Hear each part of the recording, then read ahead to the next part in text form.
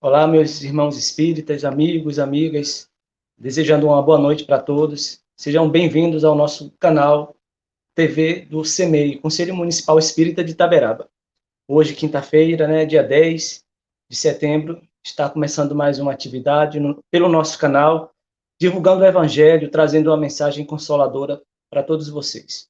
Então, obrigado pela companhia, né? Vocês que já se inscreveram no canal, muito bom. Quem ainda não é inscrito, né, pode se inscrever, dar o seu joia e seu positivo, fazer sua inscrição. Está sempre acompanhando as nossas atividades, as nossas palestras. Né, hoje teremos um tema, né, a importância da doutrina espírita, a sua grande relevância em nossos dias.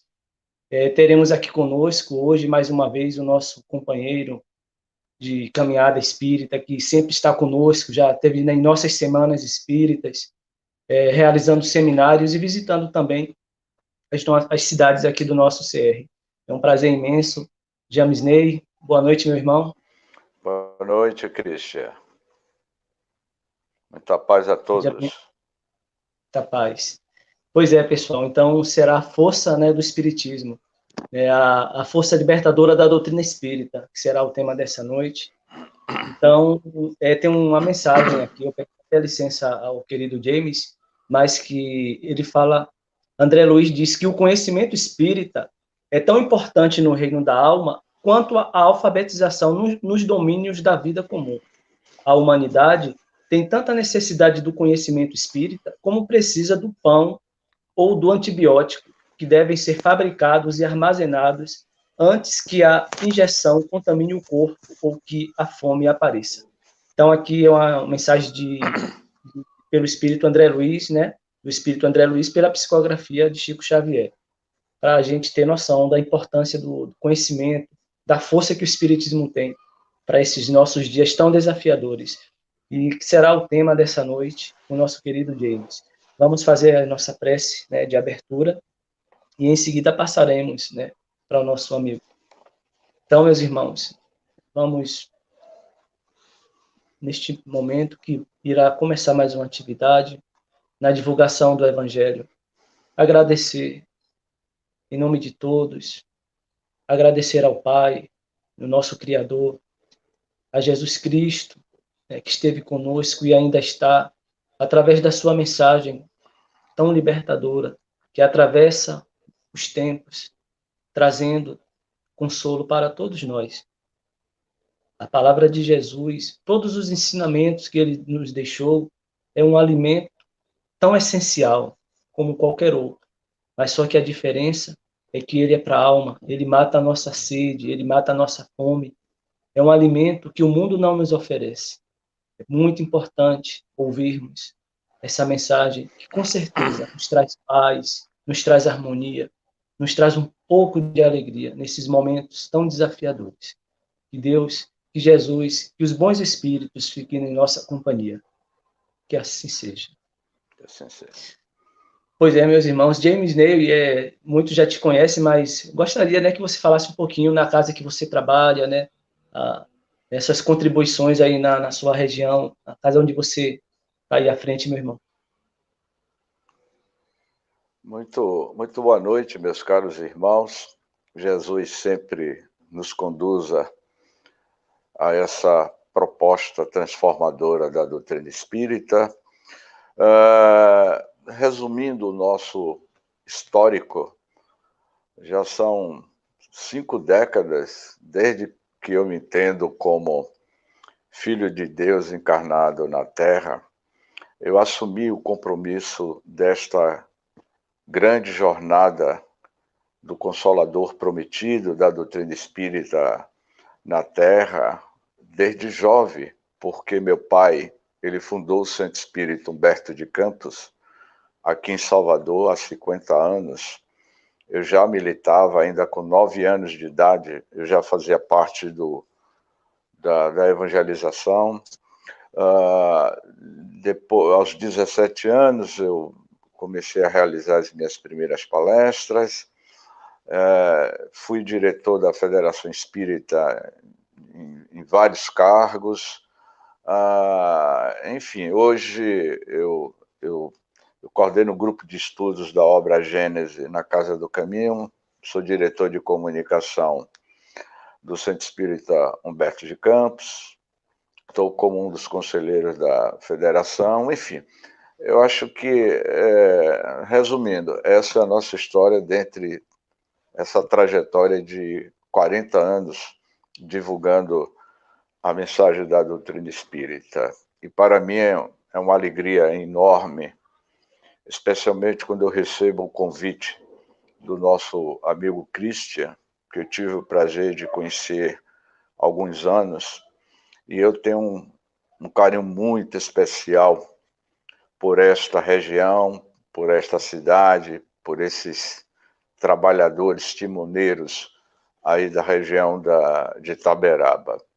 Falar sobre a força libertadora do Espiritismo é nos convidar a todos a uma viagem ao tempo em que o legítimo governador do nosso planeta Terra, o Cristo de Deus, o Espírito mais perfeito que aqui conviveu conosco, ele iria, durante aquele período em que o nosso sistema solar ainda era uma grande nebulosa, ele iria manipular com seu campo gravitacional do amor, manipulando o fluido cósmico universal ou as partículas divinas de Deus para a formação do que seria mais tarde conhecido como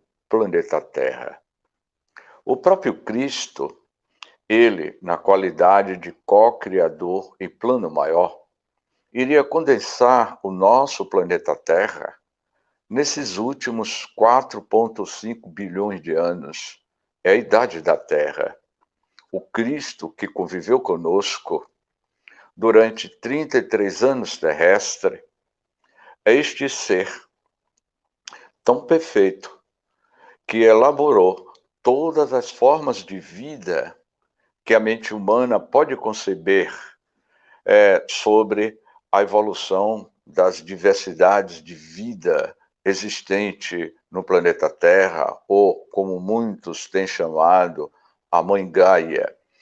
E tudo que existe dentro do nosso planeta é regido por uma força chamada a força gravitacional do amor. Quando o amor veio à Terra, foi um momento ímpar na história das civilizações humanas.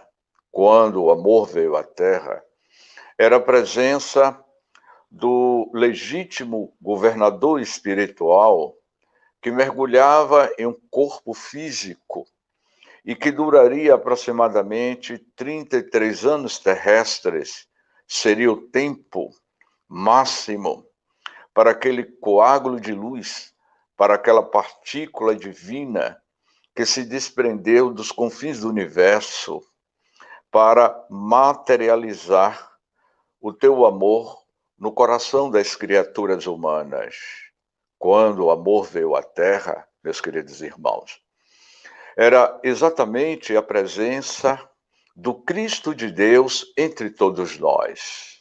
Quando o amor veio à Terra, foi naquele momento em que ele iria iniciar o seu grande projeto divino para o futuro da humanidade, quando ele aparece na qualidade de filho de uma jovem de 19 anos e de um simples carpinteiro, cujo nome dele se chamava José. José e Maria, os seus pais. E ele vai mergulhar e nascer através do ventre materno de uma jovem que foi preparada legitimamente pelos altiplanos do mundo maior, pelos avatares divinos, pelos espíritos superiores, queria preparar e qualificar aquela jovem moça Maria, que durante os seus 9 meses de gestação no seu ventre materno, carregava em si o coágulo divino, a partícula do amor de Deus materializado no Espírito mais perfeito que viveu entre todos nós, Jesus de Nazaré. E, naquele momento, quando Jesus estava entre nós, durante a sua trajetória de caminhada pelos caminhos da vida, era o mês de março da era Nissan, quando Jesus, muito cedo, caminhava pela areia clara do mar da Galileia, em direção ao homem que acabava de ancorar após uma noite de pesca. Era Simão Pedro. Simão Pedro observa aquele jovem notável de 1,70 m de altura, olhos penetrantes. E este jovem Jesus se aproxima dele e pergunta a Simão Pedro: Simão Pedro, tu desejas pescar almas para o reino de meu Pai? Simão Pedro foi envolvido pela estesia do amor, pelo verbo divino que transbordava daquela imagem enigmática. Era como se fosse o próprio sol materializado na terra. Jesus lançava a sua primeira semente. Naquele momento, quando Jesus convida Simão Pedro, iria, daí em diante, convidar os outros discípulos. Ele estava formando o seu colegiado, a sua equipe de linha de frente, os 12 discípulos. Seria eles que daria o início da grande revolução no planeta Terra, a revolução do amor. A revolução do amor no mundo íntimo de cada um de nós.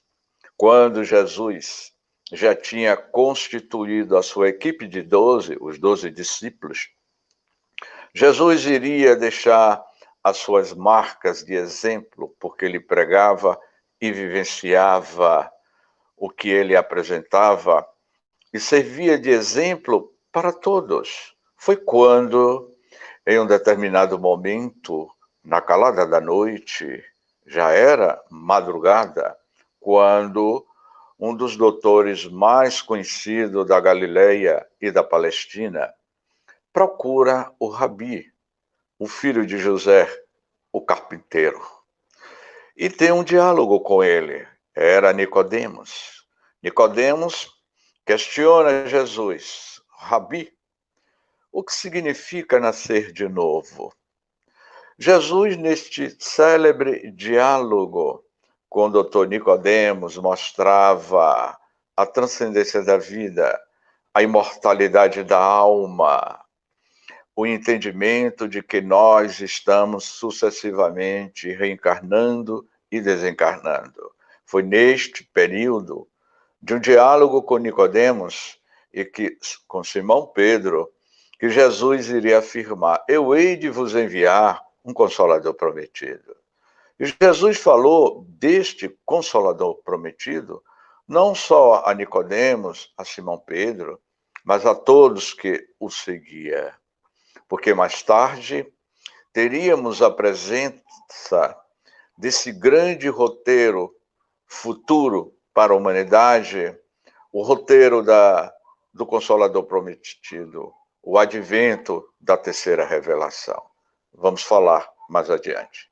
Pois bem, em um determinado momento, quando Jesus, na casa de Simão Pedro, porque o Rabi constantemente estava sempre descansando na residência de Simão Pedro, quando em um determinado momento ele recebe a visita de uma mulher equivocada, que entraria para a posterioridade na história da humanidade como Maria de Magdala.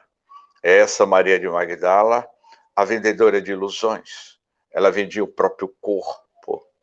Foi naquele momento que ela, na sua angústia interior, no seu sofrimento íntimo, ela busca Jesus e tem aquele diálogo, o diálogo de Jesus com Madalena, seria o início de uma trajetória que iria fazer com que a força libertadora do amor do Cristo iria libertar aquela mulher equivocada no mundo das suas próprias sombras.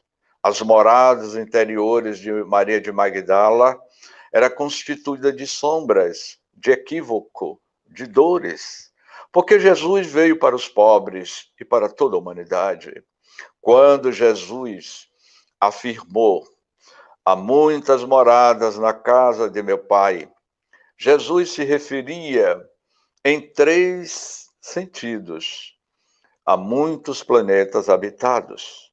Há bilhões e bilhões de planetas que circundam as galáxias e os universos. Jesus também se referia a muitas moradas. Ele falava também do mundo espiritual. O mundo espiritual é constituído de cidades, de colônias, que se encontram em estágios evolutivos na psicosfera do planeta Terra. Mas o que Jesus se referiu no célebre diálogo, que seria a força libertadora do amor, na consciência de Maria de Magdala, quando Jesus se referiu sobre as moradas interior. Há muitas moradas na casa do meu Pai. E uma dessas moradas da casa do meu Pai encontra-se dentro de cada um de vocês, dentro de cada um de nós. São essas moradas que Jesus iria propor a Maria de Magdala, que ela visitasse a sua morada interior, procurasse entender, não querer realizar transformações externas, porque transformar o mundo externo é muito fácil, meus queridos irmãos, mas realizar uma catarse, uma transformação no nosso mundo íntimo, nas nossas moradas internas, é muito complexo, requer renúncia, trabalho.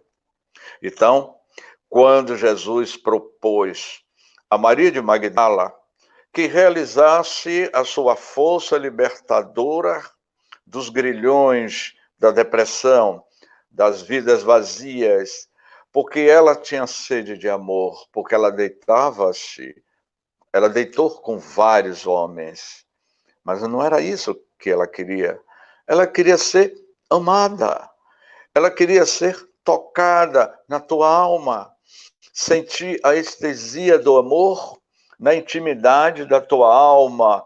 Ela precisava beber da fonte da verdade, como Jesus afirmava: eu sou o caminho, a verdade e a vida.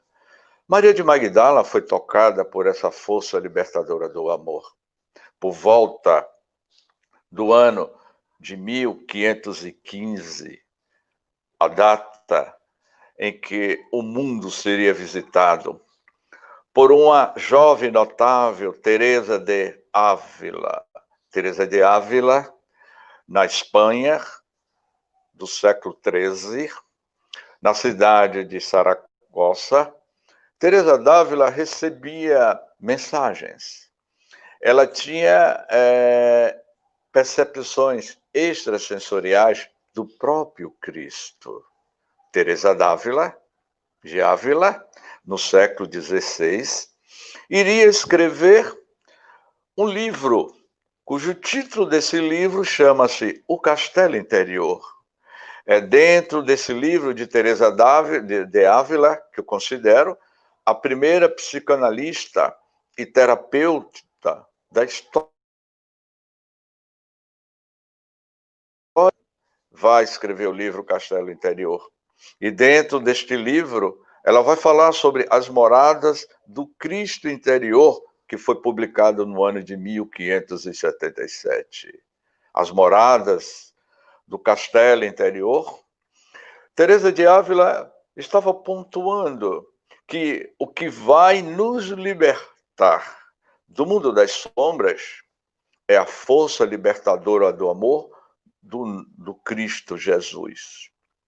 A boa nova é essa força libertadora. As experiências místicas de Teresa de Ávila com o próprio Cristo na cidade de Saragossa vai trazer lembranças atávicas, recordações de 1515 anos atrás, porque a própria mística de Ávila, a Teresa, é a própria reencarnação de Maria de Madalena. Maria de Madalena, a vendedora de ilusões, ela é a própria reencarnação de Teresa de Ávila, 1515 anos depois. E ela escreve essa obra notável, Castelo Interior, nos pontuando de que as grandes moradas da vida, a paternidade divina está dentro de você, dentro de cada um de nós que estamos nos conectando com o divino peregrino da esperança. Quando Teresa d'Ávila faz essas afirmações, ela vai querer dizer que só há um único caminho, o caminho da libertação de você mesmo, com você mesmo.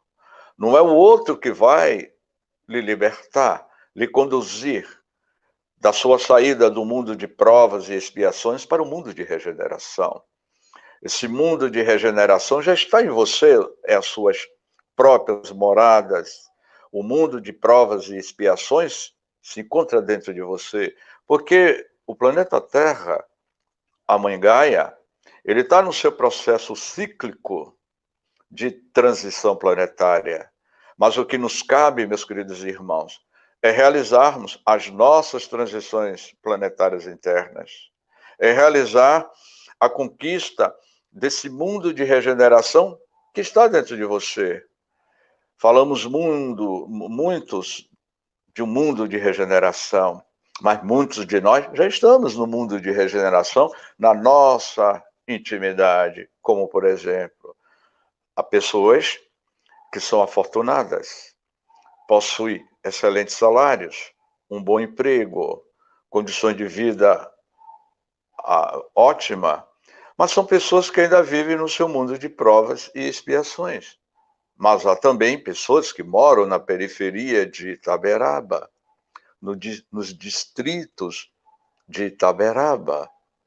E muitas dessas pessoas que têm uma vida simples, que saem do distrito de Itaberaba e vai para a cidade sede de Itaberaba e que transita nas ruas, nas avenidas principais de Itaberaba, passa despercebido de muitas dessas pessoas simples já vivem no seu mundo de regeneração. O mundo de regeneração, o mundo de provas e expiações, está dentro da sua inteireza. O mundo se tornará um mundo de regeneração no momento em que nós iniciarmos o nosso processo cíclico de regeneração na nossa intimidade. Daí em diante, teremos novos mundos na nossa intimidade, novas moradas na nossa intimidade. Como a Teresa d'Ávila afirma, o castelo interior é constituído de moradas. Portanto, meus queridos irmãos, essas afirmações de Teresa de Ávila, que foi uma das que conviveu com Cristo, nessa linha do tempo de 1857 anos, foram exatos 1857 anos. Queria mergulhar na Terra, ou melhor dizendo, seria uma materialização na Terra, o maior código de ética da história da humanidade, o princípio de uma nova ética para uma nova civilização, que iria iniciar os seus primeiros passos para o futuro do terceiro milênio. Era o advento do Livro dos Espíritos. Essa carta magna, universal, cósmica, plasmado em 1019 perguntas, por uma pleide de espíritos que vai de Platão, Sócrates, Emmanuel Swedenborg, João Evangelista, Francisco de Assis, e está lá escrito, na finalização da introdução do Livro dos Espíritos, em Prolegômenos, o Espírito da Verdade.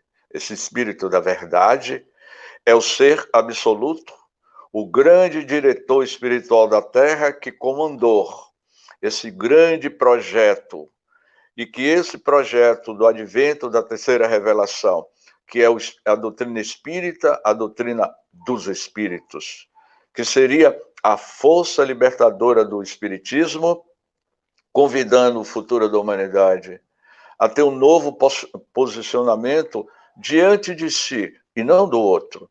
A primeira postura que você deve ter é uma postura diante de você mesmo, buscando ter uma conexão, uma conectividade com o espelho da tua própria vida, da tua própria existência. A doutrina espírita é essa força libertadora. Certamente sendo essa força libertadora, no dizer de André Luiz no livro Conduta Espírita, ele vai dizer: os espíritas são os milionários da felicidade. Por que nós somos os milionários da felicidade? Porque detemos esse conhecimento transcendental da vida. Quem mergulha nos princípios filosóficos e morais da doutrina espírita começa a perceber que é o momento de você realizar a sua jornada do seu mundo íntimo para o mundo externo. É você ter autoconhecimento de que você é um microcosmos em processo de transição, de transformação para o macrocosmo, que todos nós estamos inseridos dentro dessa substância elementar chamada vida, amor. Nós estamos mergulhados na essência divina do Criador. Foi exatamente por isso, meus queridos irmãos, da região de Itaberaba, que Jesus falava por metáforas, falava por parábolas. As suas parábolas tinham uma conotação terapêutica diante dessa grande pandemia do Covid-19. Esse ser invisível que não enxergamos dobrou os maiores homens do planeta Terra. Estamos de joelhos, todos nós estamos de joelhos diante de um inimigo feroz e invisível, colocando cada um de nós na porta da morte. E diante desta grande pandemia, a gente tem que tirar uma lição associada ao Covid-19, como ocorreu também com a gripe espanhola em 1917, que ceifou 50 milhões de vidas em 3 anos, 1917 a 1919. Foram 50 milhões de pessoas que perderam a vítima por conta do vírus mortal da gripe espanhola. 100 anos depois, praticamente, estamos aterrorizados pela Covid. Mas Jesus já falava sobre as pandemias que iriam ocorrer ao longo da trajetória do planeta Terra. Desde a época da Galileia, desde a época de Marco Aurélio, as grandes pandemias aconteceram. Mas meus queridos irmãos, uma parábola que ilustra perfeitamente o que está acontecendo conosco nos dias atuais. É a parábola do joio e do trigo. Quando Jesus foi questionado entre os seus diletos companheiros, o que se referia ao joio e o trigo, Jesus conta a história de um fazendeiro, e que o seu vizinho, invejoso, jogou uma semente de joio na plantação de trigo. E vocês sabem que o joio e o trigo, eles são quase semelhantes. A diferença de um para o outro é a altura. Enquanto o trigo tem 1,50 m de altura, o joio só vai a 1 metro de altura. Mas eles se parecem, é muito semelhante. Enquanto um é a seiva da vida, é o trigo que transforma o trigo em pão, o outro, o joio, ele é uma erva daninha, ele é venenoso, ele mata. E quando o empregado pergunta ao senhor da fazenda, senhor, queres que eu arranque o joio?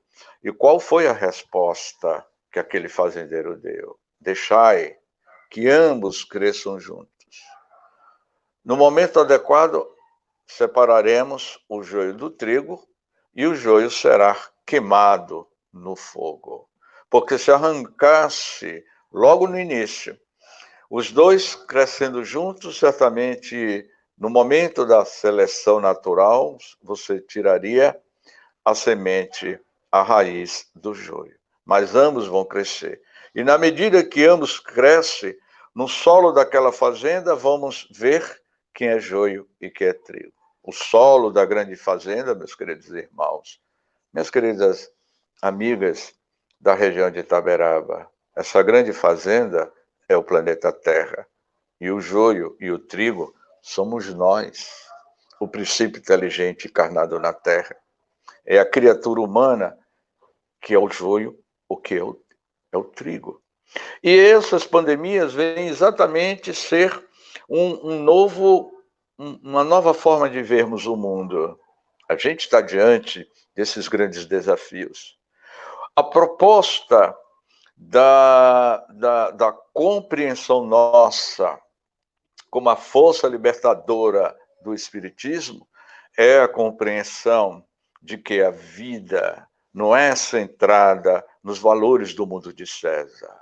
Peço licença a vocês para um relato pessoal de um áudio que eu ouvi de um companheiro espírita aqui na capital, vítima da Covid. Ele foi infectado pela Covid, presidente de uma instituição espírita em Salvador, com longos anos de folha corrida como espírita, trabalhador da doutrina espírita. A Covid-19, esse vírus mortal, o visitou e lhe contagiou. Ele, no leito do hospital, grava um áudio e envia para alguns amigos que lhe conhecem. E eu era uma dessas pessoas. E ao ouvir o áudio desse companheiro espírita, me trouxe ao mesmo tempo me trouxe uma angústia, porque ele passava angústia no áudio que ele gravou no leito do hospital. E dizia assim: pelo amor de Deus, vocês que são meus amigos espíritas, ore por mim. Eu estou em desespero. Eu não quero morrer. Pelo amor de Deus, eu peço aos caboclos, peço aos pretos velhos, peço aos mentores espirituais e peço a todos vocês que orem por mim, porque eu não quero morrer. Ele falava, a gravação era uma gravação de desespero total. Ele estava desesperado na iminência de ser levado pelo vírus mortal do Covid. E eu me senti tão tocado pelo desespero desse companheiro espírita de longas datas. E eu comecei a fazer uma oração, liguei depois para outro amigo que conhece ele. Fulano, você viu o áudio? Vi. James, como nós, muitos de nós, não estamos preparados. Quando Jesus, meus queridos irmãos, que está nos ouvindo nesta live, muitos são chamados, poucos são os escolhidos. Nem todos que se diz Senhor, Senhor, entrará no reino dos céus. nem tudo que reluz é ouro. Nem todos nós que nos candidatamos a ser espírita, não somos espíritas. Somos espíritas de superficialidade. No momento do testemunho dessa prova incondicional da imortalidade da alma, nós nos desesperamos. Portanto, eu fiquei a refletir que a força libertadora do Espiritismo está na inteireza da sua essência, da sua mensagem, que nos dá força, resignação, resiliência diante desses desafios, das dores humanas que todos nós estamos passando. Ao contrário desse amigo espírita, outra companheira espírita, de longas datas, muito minha amiga, uma grande palestrante espírita, também foi visitado pelo vírus mortal da Covid-19. E quando eu tomei conhecimento de que ela estava na UTI, e depois de 2 meses hospitalizada, eu ligo para ela, aqui em Salvador, e converso com ela. Minha amiga, como foi a experiência? E ela me contou: James, a todo momento eu orava, pedia a Deus para que me desse serenidade e resignação diante da iminência da morte.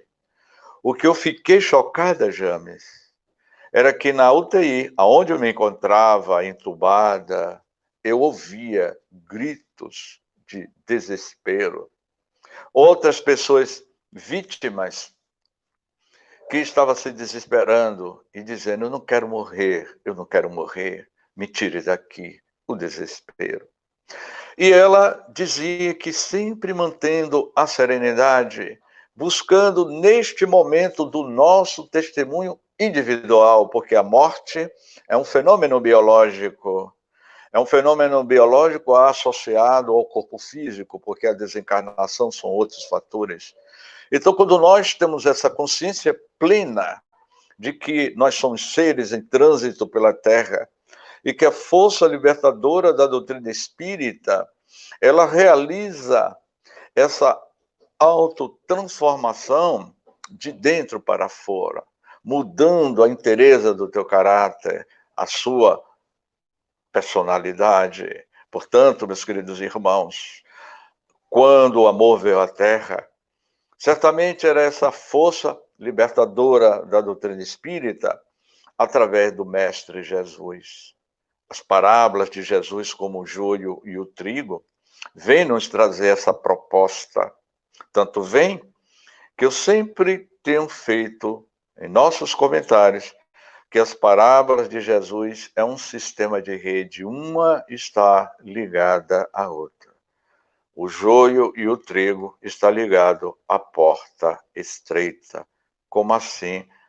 A parábola do filho pródigo, o óbolo da viúva, o festim das bodas. E essa parábola da porta estreita que todos nós também estamos passando. Qual das duas portas estamos propondo a atravessarmos? As portas largas do mundo de César? Das facilidades do mundo de César? Ou a porta estreita, que é a renúncia de si? É a sua transformação, como muito bem colocou Agostinho de Hipona no ano 315. Agostinho afirmava que não se deve estudar o Evangelho, e eu fiquei muito tocado e sem entender a dimensão dessa colocação de Agostinho de Hipona, que foi um grande teólogo e filósofo italiano do século IV, quando ele disse: não se estuda o Evangelho, mas vive o Evangelho e sofre. O Evangelho é para viver e sofrer, porque quando você vive o Evangelho, é viver a mensagem da Boa Nova do Cristo. A Boa Nova é um código de ética cósmico, universal.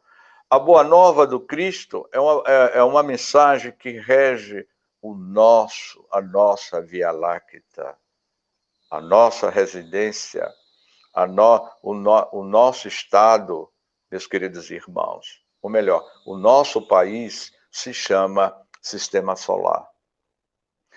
O nosso estado se chama Planeta Terra. E a Via Láctea é esse grande continente cósmico. E que o código de ética da Boa Nova serve tanto no planeta Terra, como na constelação de Sírius, como na constelação de Alcione, como nos 100 bilhões de estrelas que constituem as cidades dentro deste grande país que é a nossa Via Láctea. Retificando, a Via Láctea é um grande país, e dentro desse país existem as cidades, e as cidades são as estrelas. Dentro desse país chamado Via Láctea tem 100 bilhões de estrelas semelhantes às nossas, e que a Boa Nova, o Código de Ética Cósmico Universal, rege todos eles. A constelação de Andrômeda, que é o país mais próximo da nossa Via Láctea, está a 2,5 milhões de anos-luz. Lá em Andrômeda, outras civilizações super avançadas, também é regida pela mesma lei cósmica universal, porque quando Jesus esteve na Terra, ele, o Pai maior, disse a ele: vá à Terra, leve a mensagem, o código de ética universal.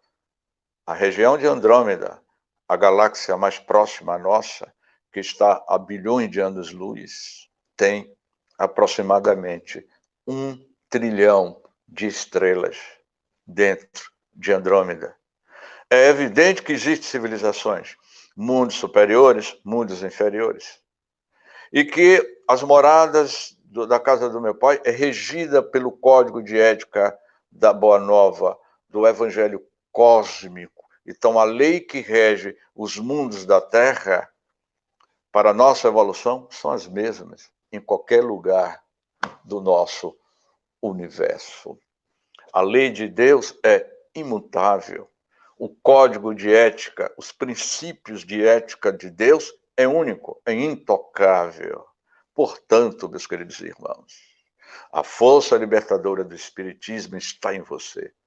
É a forma como você está buscando essa transformação, entre ter tomadas de decisões. Qual das duas portas eu quero passar? Pela porta estreita ou pela porta larga? Ou sou um joio ou um trigo? Que tipo de semente eu sou diante desse mundo em litígio? O Cristo era o alfa e o ômega em um mundo em litígio, em um mundo em transformação. E você que está nos ouvindo? Você é um joio ou é um trigo? Está buscando a porta estreita ou a porta larga? Você é um alfa ou é um ômega no seu processo cíclico de transformação? Estamos diante de um grande desafio. Nos anos 80, aí em Itaberaba, o movimento espírita ainda era incipiente. Duas grandes figuras colocaram as suas pegadas na cidade de Itaberaba nos anos 80, início dos anos 80. Doutor Francisco Bispo, que muitos, os trabalhadores antigos de Itaberaba sabem muito bem quem foi Francisco Bispo, e doutor Ildefonso do Espírito Santo. Os dois estiveram em Itaberaba. Dois seres humanos que entenderam perfeitamente a força libertadora do Espiritismo. Dr. Ildefonso, que teve várias vezes em Itaberaba, no início dos anos 80. Dr. Ildefonso iria me dizer algo, porque eu tive o privilégio, meus queridos irmãos, de nascer numa família espírita. E aos 18, 19 anos, aos 20 anos de idade, eu andava com Jaime Batista, com Francisco Bispo.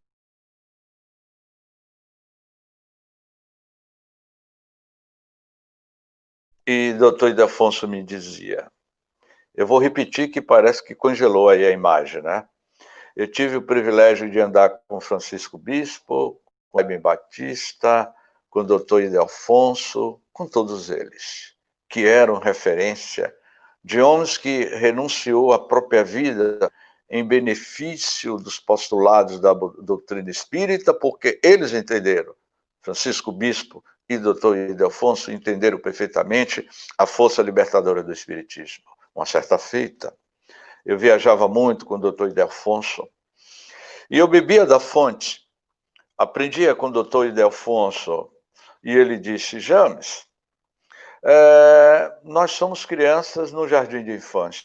Eu perguntava a ele o que ele queria dizer com isso.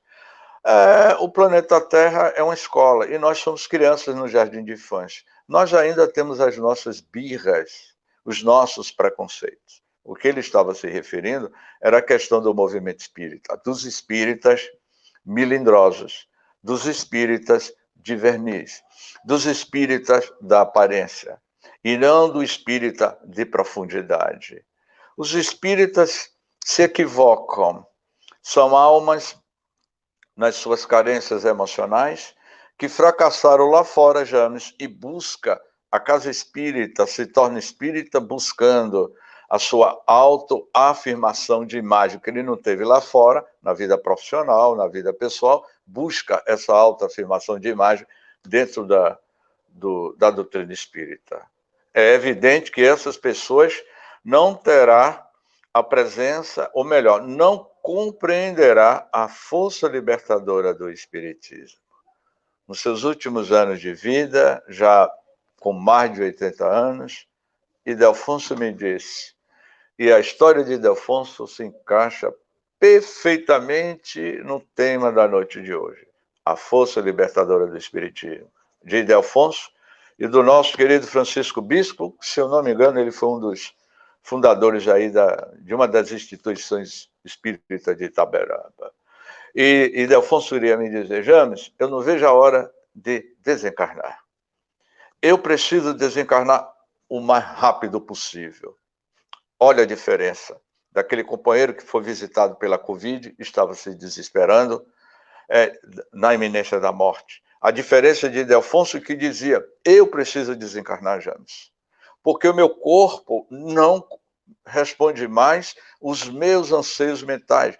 Eu preciso desencarnar e reencarnar o mais rápido possível para dar continuidade à tarefa do espiritismo no Brasil. Ildefonso era conhecido no Brasil inteiro, porque o meu corpo não corresponde mais. Eu reencarnando o mais rápido possível, porque a minha proposta não é demorar muito tempo no plano espiritual. Eu preciso reencarnar para dar continuidade ao trabalho que nós iniciamos, porque as pessoas não entendem o que é espiritismo. Ildefonso iria desencarnar, se eu não me engano, 7 anos depois dessa conversa que ele teve comigo. Aonde é que está a tua força? De que forma nós estamos colocando as parábolas de Jesus no nosso mundo íntimo? Quando Jesus afirmou, Jesus fez essa afirmação, como também foi escrito no templo de Delfos, na antiga Grécia, escrito pelas pitonisas, os médios, as médios gregas da época. Homem, conhece-te a ti mesmo. Conhecendo a ti mesmo, conhecerás o universo. Porque você é o universo. Você é esse microcosmos no macrocosmo. E eu encerro com a frase do livro Conduta Espírita, de André Luiz. Os espíritas são os milionários da felicidade. Façamos uma reflexão nesse pensamento de André Luiz. Os espíritas são os milionários da felicidade. Gratidão, muita paz. Oi, James. A história é muito interessante, né? Quando você traz o Ildefonso do Espírito Santo e Francisco Bispo, que também trabalhou muito ali pela Nova Redenção, foi um fundador da Ala do Centro, né? O Templo Espírita Caminho de Redenção. Então eu fico muito feliz, né, de ouvir falar desses homens, dessas pessoas, homens, mulheres, que realmente, como você bem disse, conheceu a força moralizadora do Espiritismo, a força libertadora. A gente ouve muito falar libertação. Libertação é uma palavra assim, muito forte, né, James? E que o Espiritismo, que uma das a sua principal proposta é reviver o Evangelho na mais sua simples, na sua pureza, na essência do pensamento do Cristo. Então, está aí essa força libertadora. Né? Então, muito legal. E esses homens, né, que você citou, eles viram, né, que essa proposta que o Espiritismo tem, que os Espíritos apresentam a Kardec, de trazer uma nova visão, uma nova era. Então, assim, temos esses referenciais e eu fico sempre muito... Eu gosto muito, James, de quando a gente... Assim, eu acho que o Espírito, nós, né, herdamos essa doutrina maravilhosa nas nossas cidades, as casas que muitas pessoas militam, mas muitas vezes, é claro que na doutrina espírita não há essa preocupação de endeusificar ninguém, de pôr as pessoas ali num trono e dizer, assim uma adoração, mas eu acho que um pouco de respeito, né, e de história, né, eu acho que a gente deve a essas pessoas, porque eles doaram muitas vezes as suas vidas, muitos nesse período aí difícil, né, não, o transporte não era fácil como hoje, eles viajavam, eles deixaram mesmo, renunciaram suas vidas para que hoje tivéssemos essas doutrinas. Então, muitas cidades têm centros espíritas, então eu acho que é muito oportuno, sempre quando puder, a gente está revivendo, reestruturar a história, e uma das propostas do Conselho Municipal é esse, entendeu? É trazer a nossa história à tona, trazer esses depoimentos, né, que você falou, e para mim foi muito, para nós, né, muito importante. Muito bem, Cristian. Então, essa foi a proposta do nosso querido Ildefonso, Cristian. Eu tive o prazer de conviver com todos eles, Cristian. Eu andava com Francisco Bispo aqui em Salvador, porque muito jovem eu já andava na Federação Espírita do Estado da Bahia, com o Dr. Elzo, com todos eles. E a gente sentia, meus queridos irmãos, o entendimento da doutrina espírita na vida desses pioneiros, desses trabalhadores dedicados, desses grandes arautos do espiritismo na Bahia, que são tantos que eu não vou dizer mais nomes, porque eu não seria correto, porque deixaria de falar alguns nomes. Mas o que eu sinto, meus amigos, pelo fato de ter convivido como um homem, como meu pai, se estivesse vivo, hoje ele estaria com 93 anos.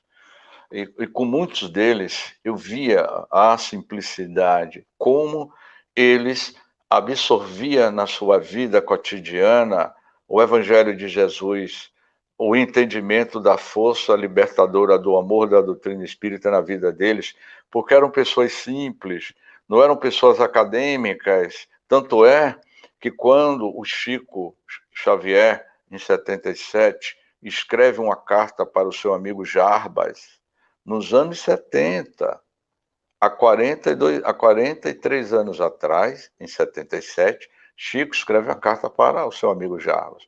Meu amigo Jarbas, o que é que está acontecendo com o movimento espírita? Com os companheiros espíritas. Eles estão se equivocando, estão transformando a tribuna espírita em campus acadêmico, há 43 anos atrás.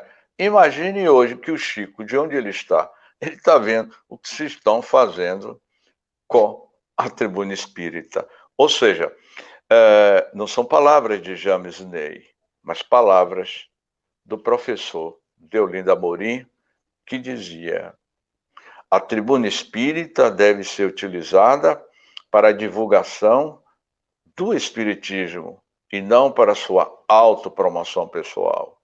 Deolindo Amorim, no livro Espiritismo em Movimento, psicografado por Dr. Elzo Souza, que era um desses companheiros, Deolindo Amorim iria dizer que há muitos espíritas de verniz, de aparência, que não conseguem absorver o conceito filosófico moral da doutrina espírita. Foi por isso que eu citei Agostinho de Hipona como exemplo, que entendeu o caráter moral da mensagem do Cristo. Hoje, o que eu percebo são muitos companheiros em mensagens, cada um companheiro buscando dar o máximo de si, mas também a gente percebe que há uma autopromoção da sua autoimagem, mas sem raízes profundas. Eu acho que falta essas raízes de entendimento. O que está nos faltando, eu estou me colocando dentro do contexto, eu não estou fora não, eu faço parte do contexto. Muitos de nós não temos raízes profundas, como o bambu. O bambu é um exemplo figurativo da força libertadora do Espiritismo. O bambu é. O bambu, antes de crescer, ele cresce para baixo. A sua raiz vai a 6 metros de profundidade, na intimidade do solo onde ele está crescendo. Primeiro ele vai enraizar a sua raiz a 6 metros de profundidade. Daí em diante, ele vai começar a crescer. E quando o bambu cresce, que vem uma tempestade, ele inclina, mas não quebra. É o que nós chamamos de resiliência. Então, o que nos falta é ter raízes profundas. Foi por isso que Jesus disse, não vamos construir castelos em cima de areia, porque vem um vento e derruba. Muitos de nós estamos buscando construir valores em terrenos movediços. Meu amigo, isso mesmo, James. E assim, o mestre, né, a própria história de Jesus, conta, né, que ele não andava, né, nesses meios, ele não tinha essa intelectualidade para a época, porque todo o seu conhecimento estava no seu espírito, a sua bagagem era espiritual. Então, Jesus, ele quebrou muitos paradigmas, inclusive essa da questão intelectual. Ele não andava ali nos meios, então ele era desconhecido. Então ele foi muito questionado. Então tem que se ter muito cuidado mesmo para que dentro das casas espíritas não se percam essa essência, porque se corre o risco porque já percebemos nessa questão.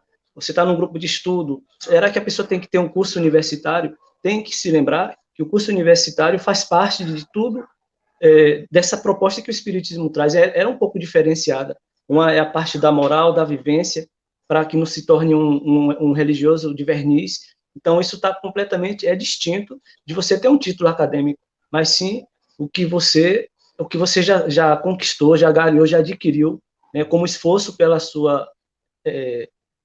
sua melhora, né, sua reforma íntima, consequentemente com a sua moralização, que isso é muito distinto de você ter um título acadêmico. Então, se não tiver esse cuidado, né, tem que se ter o bom senso. Então, quando a pessoa não tem esse conhecimento, isso é um pouco perigoso dentro das instituições, como eu já ouvi, a pessoa tem que ter um curso para poder dar um curso, né? Então, ali você vê na casa espírita alguém que está ali 20, a gente sabe que isso também não é tão importante, porque tem pessoas que têm 20 anos, mas ainda não conseguiu compreender a mensagem espírita, né? Tem pessoas que chegam com 1 ano, com 2, e pega facinho, rápido, né? Ela estuda e vai.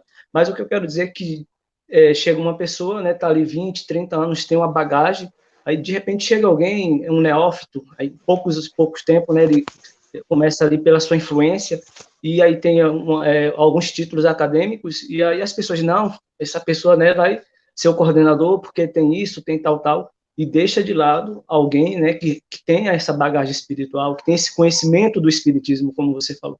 Então, isso é assim que você colocou, realmente, de se dialogar, de estar discutindo, para que a gente não cometa equívocos, né, dentro das nossas casas. Muito bem, é isso mesmo, Christian. Né? E o mais significativo na nossa vida é termos esse entendimento pleno, não é? De que o nosso pensamento ele vai criando a vida que procuramos, não é? A vida pessoal, a vida profissional, a vida religiosa. O que nos falta é vivenciar no nosso mundo íntimo. Eu deixei bem claro na nossa fala inicial, Christian. Uhum. Aqueles que têm olhos de ver e ouvidos de ouvir. Mas eu falei no início das nossas moradas, Christian. Está sendo gravado, não é isso, meu amigo? Essa live, o interessante é que eu já tenho aproximadamente 4 anos. 4 anos, Cristian. 4, 5 anos que eu tenho um canal no YouTube. Eu nunca postei nada. Se eu muito postei, foi uma viagem que eu fiz, uma palestra que eu fiz, e as minhas viagens de bike, que eu sou apaixonado por bicicleta. Mas nunca usei meu canal para ficar postando palestras minhas, nada. Mas diante dessa pandemia, eu me vi na situação de ativar meu canal e colocar lá as palestras. E tem muitas palestras que James Ney, palestrante, 40 anos fazendo palestra, já rodei a Bahia inteira, já fui para fora do Brasil, já fiz inúmeras palestras. Diante dessa pandemia, teve um dia que eu assisti uma palestra de um expositor, cujo nome desse expositor se chama James Ney. E quando eu estava assistindo a palestra de James Ney, eu disse assim, peraí, eu nunca parei para assistir a mim mesmo, eu com esse discurso, falando para os outros. Agora, o que é que você, James Ney, está aprendendo desse James Ney que está no vídeo falando isso aí? Você está vivenciando isso aí, James? Eu comecei a fazer essa autoanálise com conteúdo das minhas próprias palestras. É como se você fosse outra pessoa, não é? Você, quando está na tribuna espírita, as pessoas dizem assim, você está sendo inspirado. É claro que nós somos inspirados. James, parece que você se transforma quando você está fazendo a palestra. Eu já ouvi isso inúmeras vezes ao longo dos meus 40 anos. James, você é outra pessoa quando está falando, é completamente diferente. Só que essa pandemia, nesses últimos 4 meses que eu estava no sítio, na cidade de Dias Dávila, eu estava parando e assistindo as minhas próprias palestras. Mas, James, isso que você está falando aí, você ainda não está vivenciando. Você ainda não consegue vivenciar. É saúde e consciência. Você não está... como é que você está cuidando da tua saúde? Você abordou um tema, James, o pensamento cria a vida que procuramos. Você fez várias palestras e você está fazendo isso. Aí foi que eu comecei a perceber que de agora em diante eu tinha que começar a fazer palestra para mim mesmo, para que eu entenda que eu preciso mudar. Percebeu? Então, eu tenho visto muitas palestras nas lives e filtro muitas. E aí eu vejo muito discurso de ego, de aparência, de imagem. Mas o que eu percebo é que a gente precisa parar. Eu realmente parei mesmo, Christian. Parei literalmente e comecei a prestar atenção nas minhas próprias palestras. James, olha esse expositor, James Ney, que está falando aí. Ele é você, é a sua sombra, é o outro eu seu. Você está vivenciando isso? Essa é a reflexão que eu deixo para os meus amigos nessa live. Porque eu estou vivenciando isso. Faça a sua catarse. Se é um momento de catarse nessa pandemia, inicie a sua reforma íntima, essa palavra faixa, o seu autoconhecimento, a sua catarse, prestando mais atenção a você mesmo. Porque a gente está muito cansado, Christian, de filosofar, de discutir. O que nós precisamos é ter ações, atitudes de mudanças de você para a sociedade. Sairmos desse discurso acadêmico, porque eles dizem que os espíritas é uma classe de intelectuais, uma classe de pessoas de poder aquisitivo. E, de fato, é. O espiritismo, o movimento espírita, o perfil dos espíritas é da classe média e de pessoas intelectualizadas. Eu estou lhe dizendo porque eu sei disso, eu vivo isso, eu vejo. E também sei muito bem, meu amigo, desde os anos 70 que eu acompanhava meu pai, as palestras, o expositor espírita nos anos 70, anos 80, era completamente diferente do que nós estamos vendo agora. Os palestrantes espíritas na década de 70, meus amigos, anos 80, eu vou citar vários nomes dele, o Ildefonso, Francisco Bispo, Jaime Batista, João Firmino, meu pai, Dr. Elzio, Aurelino Mota de Carvalho e outros que agora, Walter Oliveira, homens que falava na Tribuna Espírita nos anos 80, anos 70, era completamente diferente do que nós estamos vendo aí. São os popstar, são tecnologia, produção de imagens, são espíritas que é feito no holofote para mostrar sua autoimagem, sua autoafirmação. Eu vivi isso, Christian. Eu falo isso de catedra, porque eu vivi isso, garoto, eu via isso. Homens que não tinham títulos acadêmicos, mas quando subia na tribuna espírita, rasgava o seu verbo divino e tocava aquelas pessoas. E hoje, o que eu vejo é muitas palestras, muito movimento, mas sem nenhumas ações internas.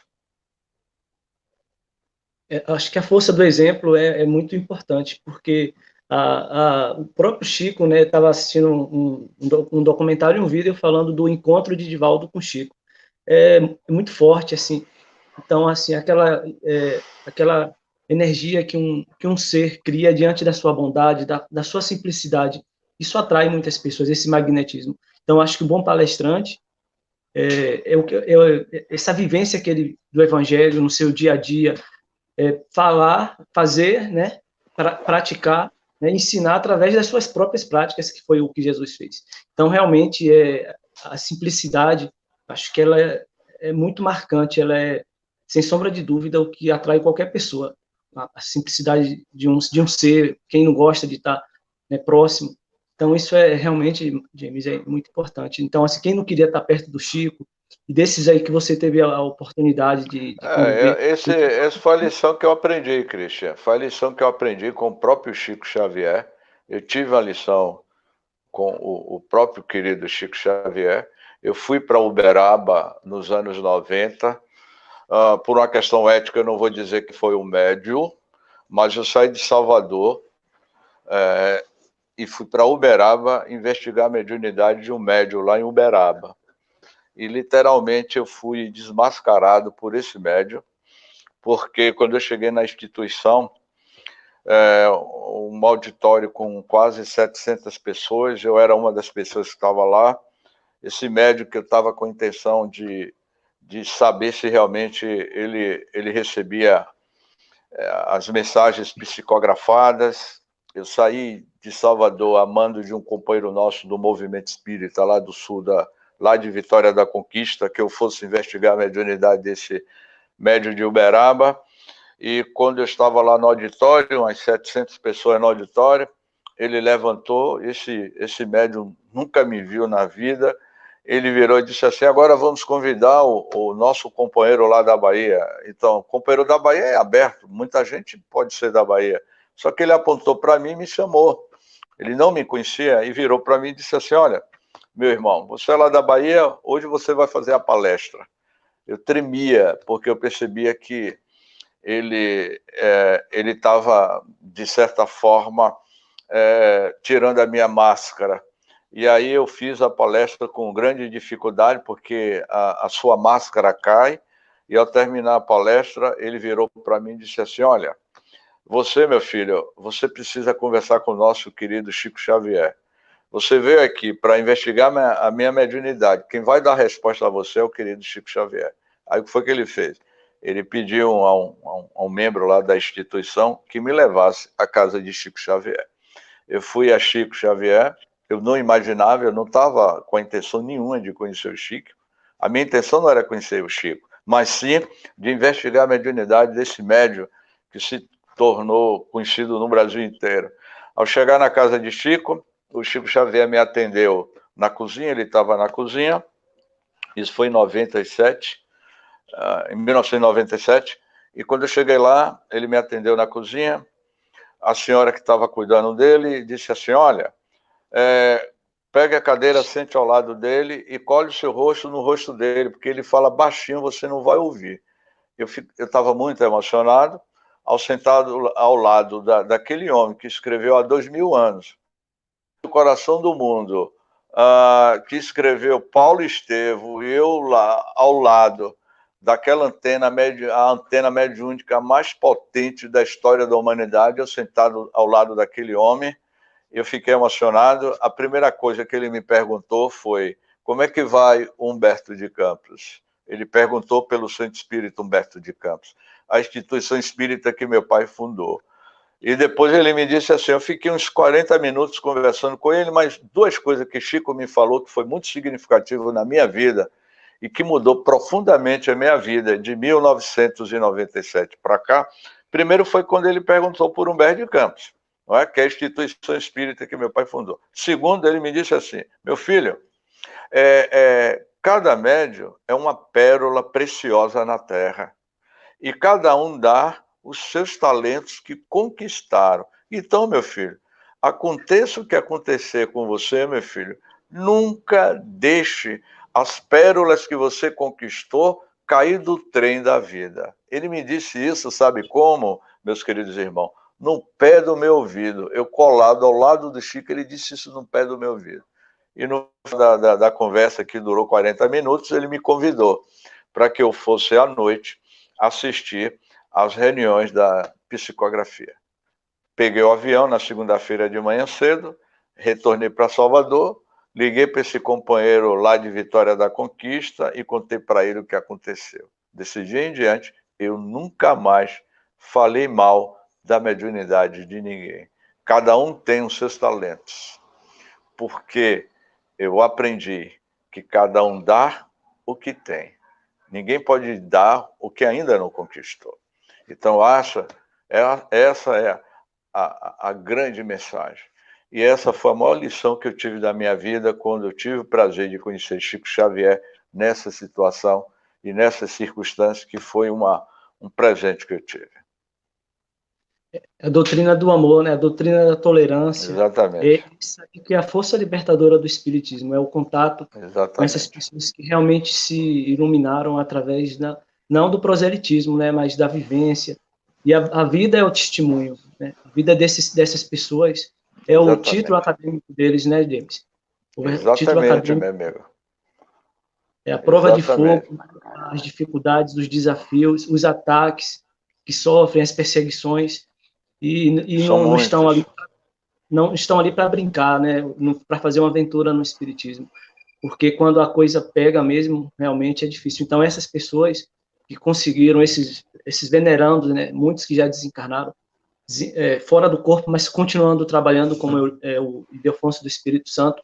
Eu tive também a oportunidade de conhecê-lo rapidamente por umas 2 vezes, lá no Congresso Espírita lá do estado da Bahia, na antiga sede da Federação, com o Francisco Bispo aqui em Itaberaba. Ele teve algumas vezes, e antes de desencarnar eu tive a oportunidade também de estar com ele em alguns momentos, né? Então, assim, eles traz alguma coisa assim de muito positivo. Eles são pessoas que a gente olha e diz assim, poxa, eu quero ser um pouquinho igual a isso daí. Então, a gente tem que se exemplificar.